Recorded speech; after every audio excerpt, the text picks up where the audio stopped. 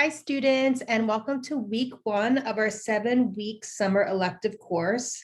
This is very exciting. This is going to be the mini lecture for week one. And each week, I usually do some sort of mini lecture where I'm kind of describing the information, kind of like you would have an in-person lecture.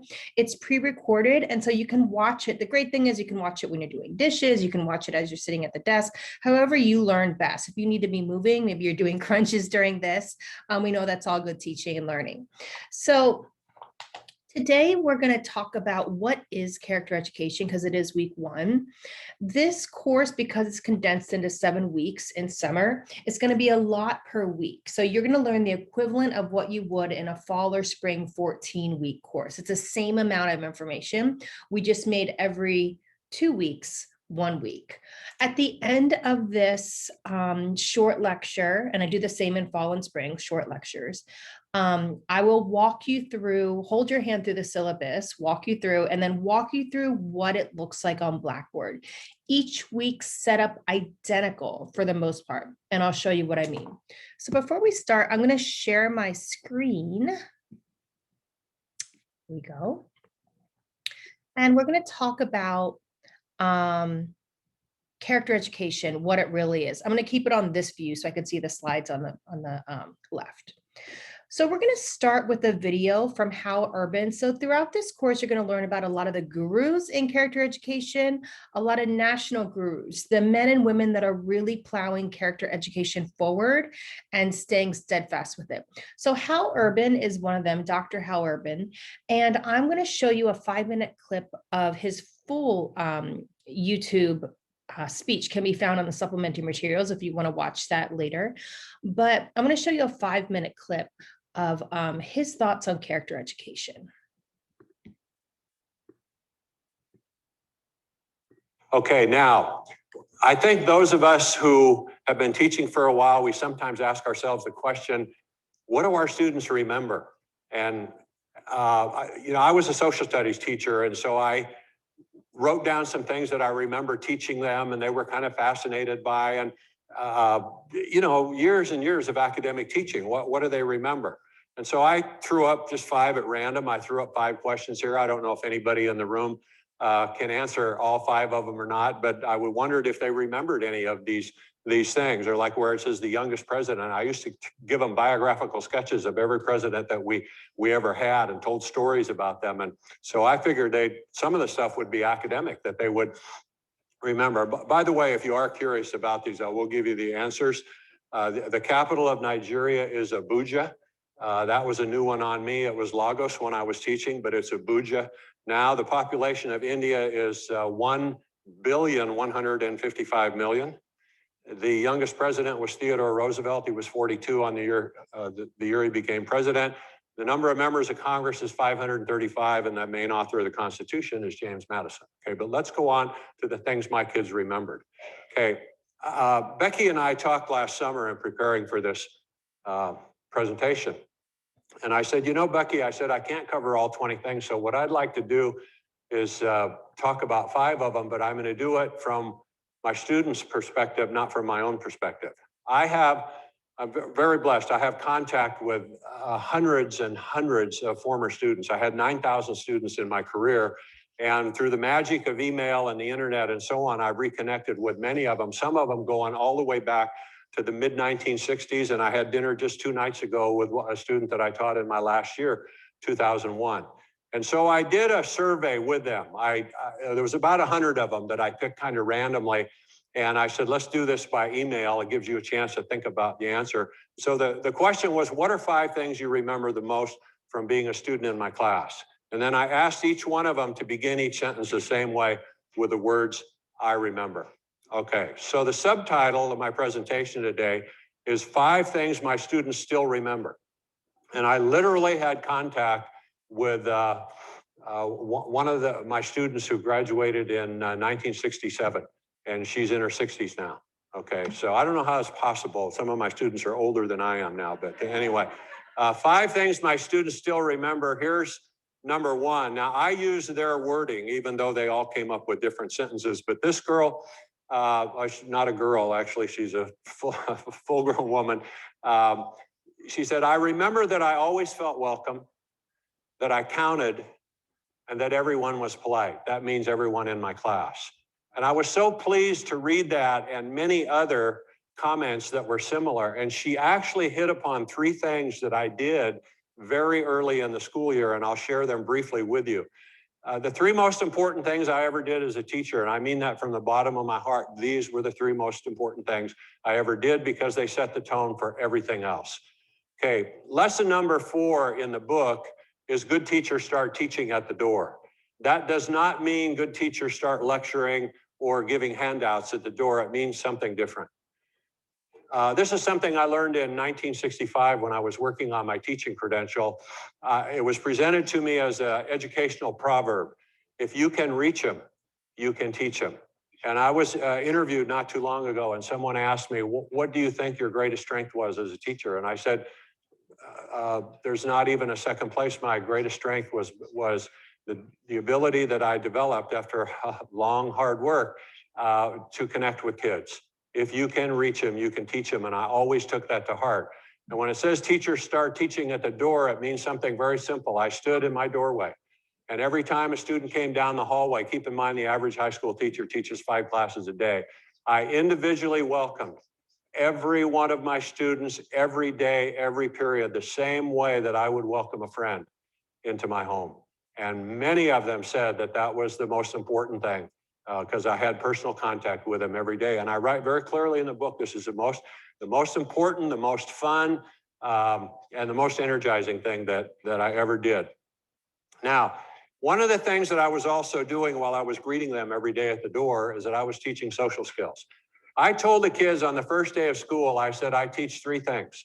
I said, I teach academic lessons, and I will hold you to high standards. I said, but I also teach life lessons, and every time there's an opportunity to teach a life lesson, I said, I will teach that to you. I said, and I also teach social skills, would kind of fit in with life lessons.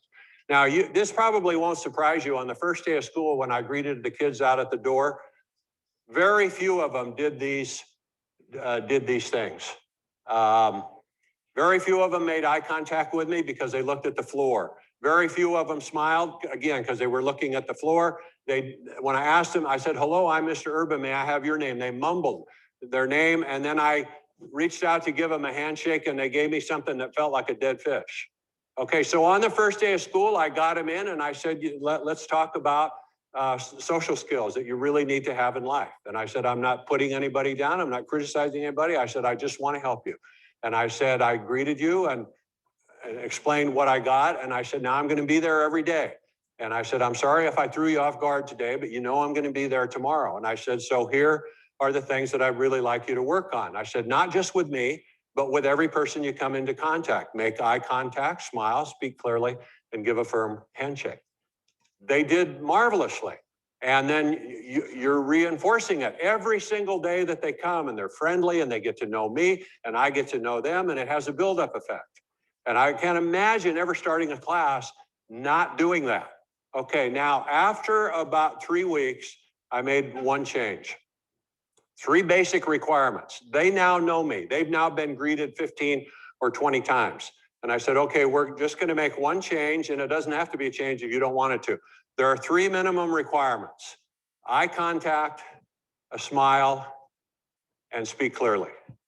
I said, but I noticed that you guys greet each other in much more informal ways than a formal handshake. I said, now, if you are comfortable continuing to give me a handshake, that's fine, because you give me a good firm handshake that has some meaning. I said, but I want to give you an option. I said, you choose how you want to greet me, the physical part of the greeting, and I will respond the same way you greet me. Now, what do the kids do when they greet each other? They high five, they low five, they go like this, they go up and bang each other like this. A lot of them hug each other and all those kinds of things. I says, you greet me any way you want. Well, the first time I ever tried that, I was just absolutely thrilled, because they came down the hallway, they had more energy than ever. They thought it was pretty cool that they could greet their teacher any way they wanted to. And I had about 150 kids, and at least half of them gave me a hug that day. And it made me feel so good, because it made me feel they liked me enough to do that. They trusted me enough to do that. I did learn a long time ago, some of those kids said that was the only hug they got all day, which is kind of a sad commentary on what's going on in many families. United States today. But anyway, that's what I did for the rest of my career. Some people have asked me, did you ever get any complaints about it? And I said, I literally mean this. I never got a single complaint from anybody. In fact, on back to school night, parents would come and I would meet them at the door and they would say, do we get a hug? And I said, you do if you want one. It's a great way to meet people. Okay, and I explained in the book, this is not for everybody under all circumstances, but it is what I did and I loved it and it was very energizing. Okay, now the other thing that the girl touched upon, she said, I remember that everyone was polite. Well, I have a chapter that says good teachers teach manners and the golden rule. This has a little bit different history. I started greeting the kids at the door my second year of teaching, but I didn't start teaching manners until the early 1980s. I made a switch from one school to another within the same district, and the culture was very different there, and we had begun to see a change in times. Okay, Horace Mann, the father of public education in the United States, said manners easily and rapidly mature into morals. Would you agree with me that manners and morals have declined since the 1980s? Okay, that's something we're all dealing with. That's one of the reasons that we have character education. Okay, here's an indication of it. Not too many years ago, US News and World Report did a cover story called In Your Face, Whatever Happened to Good Manners? So that kind of sets up the framework or the foundation for why we need to teach character education in schools. So what is character education? Character education is a set of personality traits or dispositions that produce specific moral emotions, inform motivation, and guide conduct. So basically it's teaching kids how to be good people. And a lot of times we assume children know this, but especially today with social media and television and parents working more hours than ever, sometimes more than one job, kids are learning how to be good people through social media and their friends, and that isn't always the best place to learn it. So character education does fall a little bit on the hands of the teachers, and throughout this course, we're going to see that it's actually mandated in the TPEs. If you look closely, you'll see where character education is, and there's also a set of state standards that applies to teachers, especially in California. So what is character education? So we see it in the classroom. Perhaps you've seen it in your placements where the teacher's teaching respect one day, or grit, or perseverance, or tenacity. We see it school-wide if you're in a school that kind of has an acronym that talks, could spell out roar, or pride, or soar, and each letter kind of stands for, kindness, citizenship, things like that. But we're going to see through this course that character education is actually more than just posting those posters around the school. That's just a little part of it. And then we see it district-wide. If anyone's placed in Cajon Valley, they have the Sanford Harmony program, which I believe is K-8. And that's all character education. So they might refer to it, or if you're in, let's say, Thrive, districts and schools might refer to it as social emotional learning. And we're going to see that that's one part of the big umbrella of character education. And going to that, so we hear about all these terms. So what falls under the umbrella of character education? So raise your hand. I know we're not together live, but come with me a little bit in engagement. So raise your hand, stomp your feet, do something if you've heard of SEL.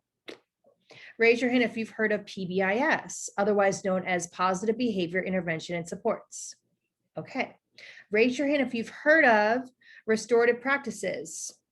Most of you, I'm assuming we have 100% on this, maybe 99.9, depending on where you are in the program. Raise your hand if you've heard of trauma-informed teaching. Santee School District is big with this. Cherokee Point in City Heights is big with this. And raise your hand, point your finger up if you've heard of culturally responsive teaching. I'm assuming that's 100% for us. And if you haven't heard of one of these, then that's okay. We're going to start at the beginning. And so all of these 5 things are under the umbrella of character education. A lot of times character education gets lost in the jargon of what's it called now. Is it SEL? Is it restorative practices? But all these things teach students how to be good people. So there are a couple organizations that are the principal thought leaders in character education in the US. So this slide says what principles should be taught in character education. So there's character.org. There's at University of San Diego, we have a character education resource center devoted only to character education or all at character education. And then we have articles we read about character education. So article means articles you kind of see coming through, whether it be Facebook articles, Edutopia. When they talk about character education, here's what they're talking about. And so character.org says character is trustworthiness, respect, responsibility, fairness, caring, and citizenship. So you're teaching as a teacher students this in your classroom, whether you're kindergarten or 12th grade, it'll just look differently for how you teach at the different grades. The University of San Diego, we call it the CERC, the Character Education Resource Center, calls character education teaching students courage, compassion, trust, perseverance, self-discipline, citizenship, respect, gratitude, and honesty.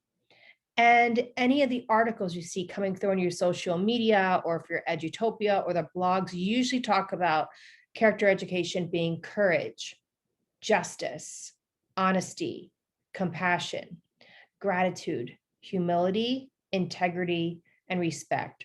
So what I did is I went through and said, okay, which one of these do the three main hubs of character education do they have in common? So character.org talks about trustworthiness. And for respect, character.org and any articles you come through usually talk about teaching students respect. For citizenship, character.org and the USD CERC. So my point here is that character education is a lot of stuff. There's not one definition, and it could be teaching any of these would be doing teaching character education. When I say teaching, you're probably, if you're working in an 11th grade classroom in your placement, you're probably not going to do a lesson on what's one that would be more elementary. Well, maybe honesty. It would be in a different way. That might be like in a sports team if there was some theft or something, but you might sit and talk to a kindergarten class about what it means to be honest and how that makes the other person feel and empathy and all that. So when I say teaching, it could be more giving students opportunities to show this, and that's a part of teaching as well. So that's just my little intro on character education for module 1. Now what I want to do is go through the syllabus Blackboard walkthrough. So you might want to mark where this is in the video in case you want to go back to it. You won't have to rewatch the whole beginning. And a lot of these videos that I post, you can listen to them.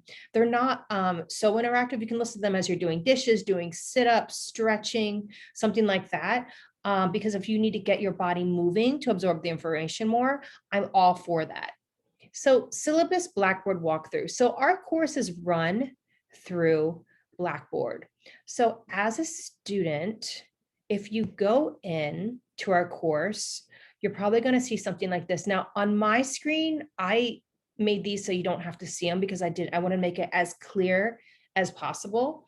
So yours might look a little bit different, but the main thing is you click on week 1.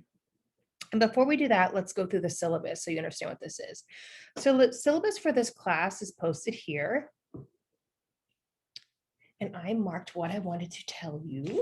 Okay, so here's the class, EDUC 379, 579.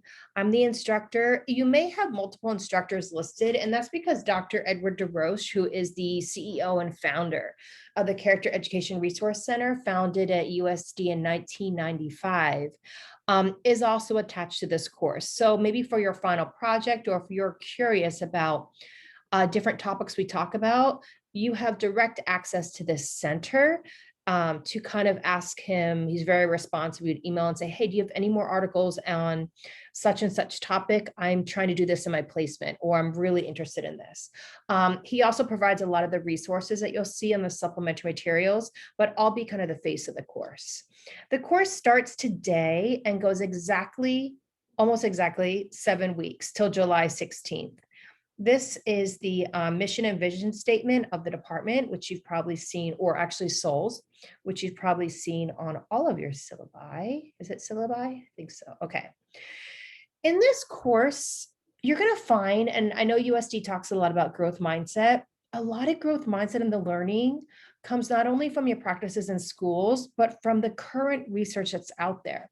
And so I suggest, and you all have your own stance with social media, but I suggest if you're active on that or use it for professional or personal or both, to subscribe to these, what would the word be?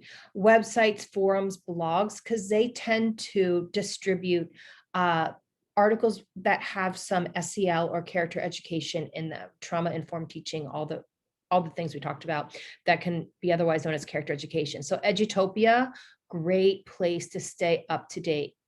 PBIS has its own channel.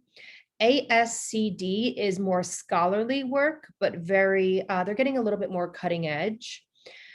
The Character Education Resource Center has a Facebook, Twitter, and a blog that Dr. DeRoche writes, and it's all about character education. Smart Blogs is really great to stay, this is to stay connected with. Goodcharacter.com.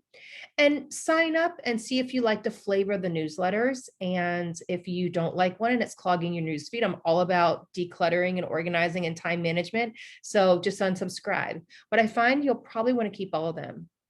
Here's one of them, character.org, of course, which is one of the leading national. By no means do you have to do this for the class, but if you want to stay up to date and kind of know what's going on and be able to speak intellectually with your future principal that's emailing you or interviewing you, these would be great ways to keep that information.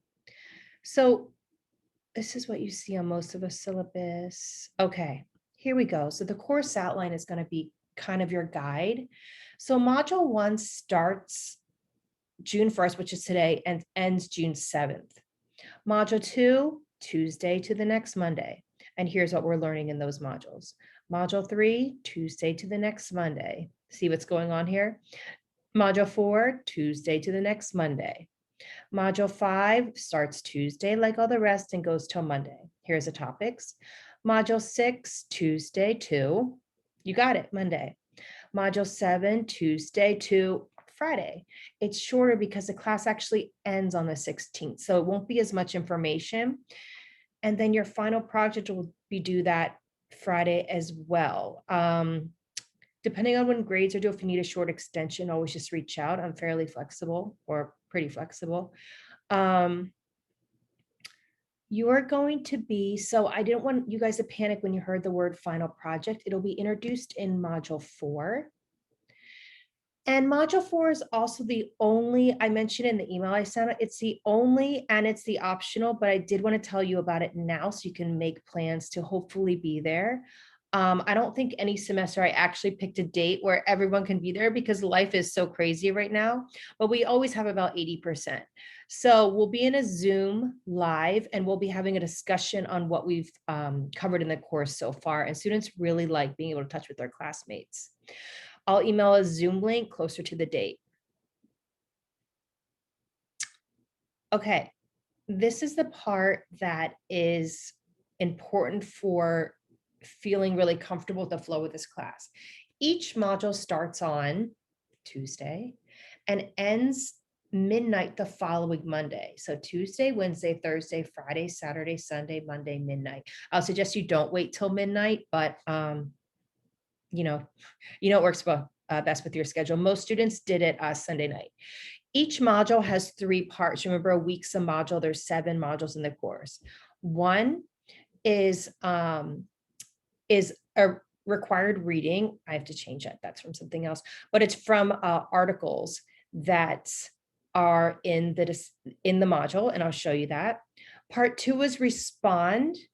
Part 3 is you read the supplementary materials and then any assignments for the module. So let me show you how it looks with this flow of each week. This really helped a lot of students go, oh, okay. So Tuesday, I unlock, like I if you log on Blackboard, you can see Tuesday right at 4, I'll unlock week 1. Then right at 4, sometimes before, I'll unlock week 2. So you can see week 1. Then the next Tuesday, you'll see week 2. Then the next Tuesday, you'll see week 3. This is so we kind of stay together and really absorb the information each week. It is going to be a lot. So Tuesday, it's unlocked. So you have Tuesday. You don't necessarily have to do anything. Wednesday, by Thursday. So you know your schedule with your placement, the days you have classes. So figure out how to get this done by Thursday. You've written your initial Blackboard post due by midnight. So on Blackboard, I'm going to ask you a question, and you would have done that by midnight. Friday, it's not only important that you post, and I do want to do a disclaimer here. For this course, you can always post a video instead of the written reflection on the discussion board, because it kind of gives us more of a face-to-face. Students in past semesters really like the video option. It did take a couple students, most students actually, a couple weeks to feel comfortable in front of the video.